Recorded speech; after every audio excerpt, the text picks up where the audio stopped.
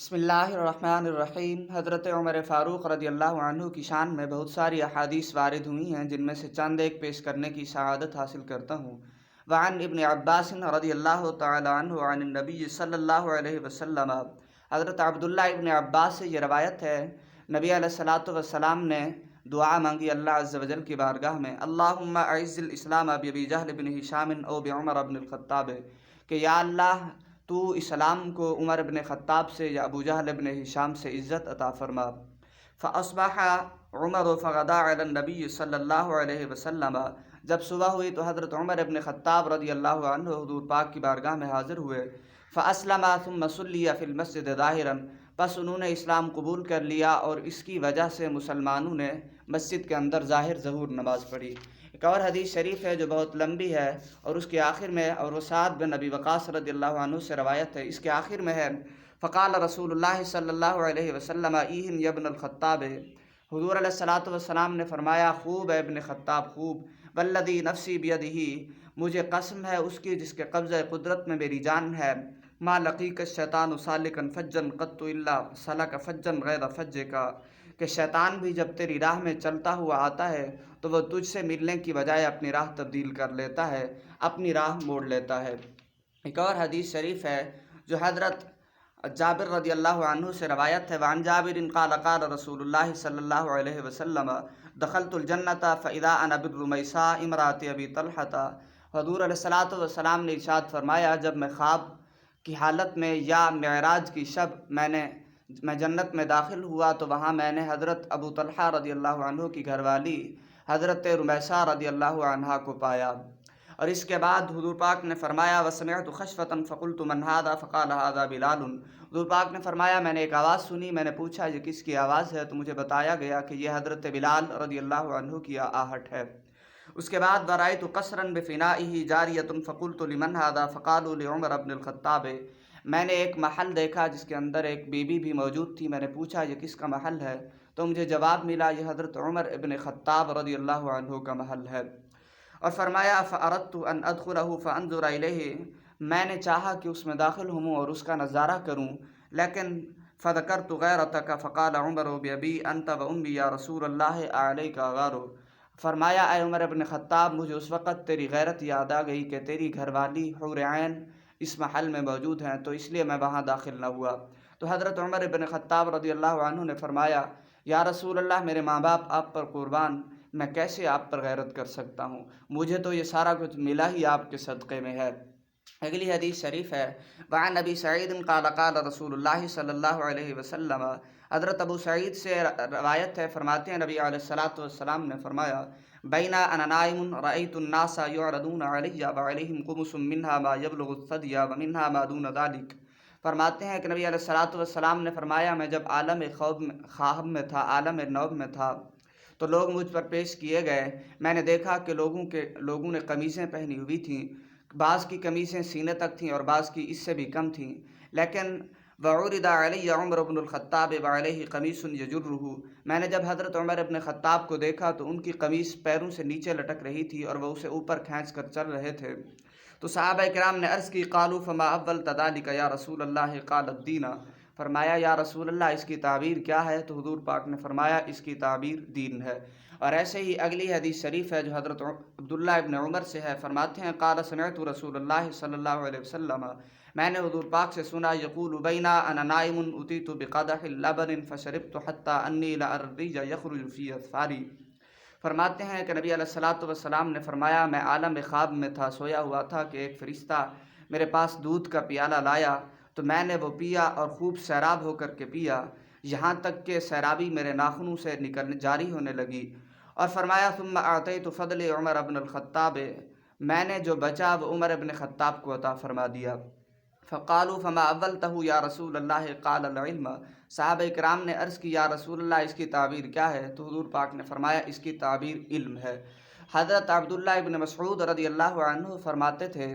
کہ حضرت عمر ابن خطاب رضی اللہ عنہ کا علم ایک پلڑے میں رکھ دیا جائے اور دوسرے پلڑے میں عرب کے تمام قبائل کا علم رکھ دیا جائے تو آپ کا علم بڑھ جائے گا۔ صحابہ کرام فرمایا کرتے تھے علم کے 10 حصوں میں سے 9 حصے حضرت عمر ابن خطاب کو حاصل ہوئے اور باقی ایک حصہ باقی لوگوں میں تقسیم ہوا۔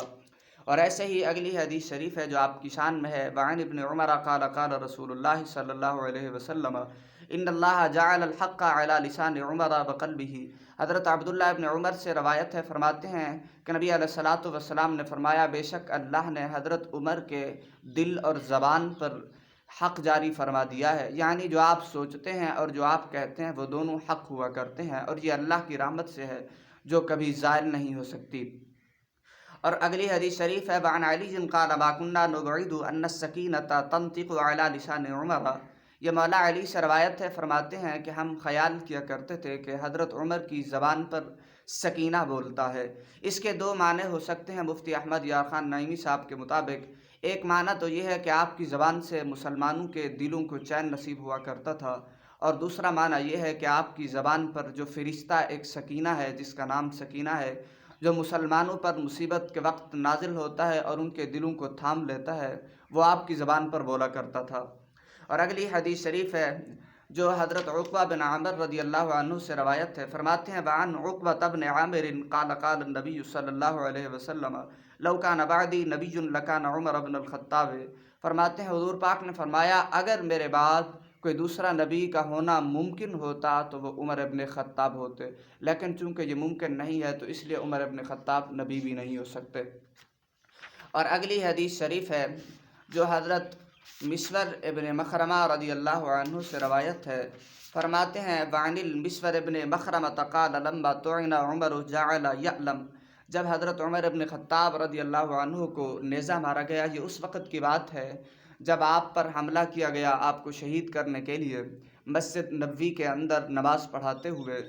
تو فقال له ابن عباس، جب آپ پریشان ہوئے تو حضرت عبداللہ ابن عباس رضی اللہ عنہ نے آپ کو تسلی دی اور فرمایا وَكَأَنَّهُ يُجَزِّعُهُ يَا أَمِيرَ الْمُؤْمِنِينَ وَلَا كُلَّ ذَلِكَ، آپ اس سب کی پرواہ نہ کریں، ان سے پریشان نہ ہوں۔ لقد صحبت رسول اللہ صلی اللہ علیہ وسلم فاحسنت صحبته، آپ حضور علیہ الصلاۃ والسلام کی صحبت میں رہے، آپ نے حضور پاک کی صحبت بہت خوب نبھائی ہے۔ ثم فارقک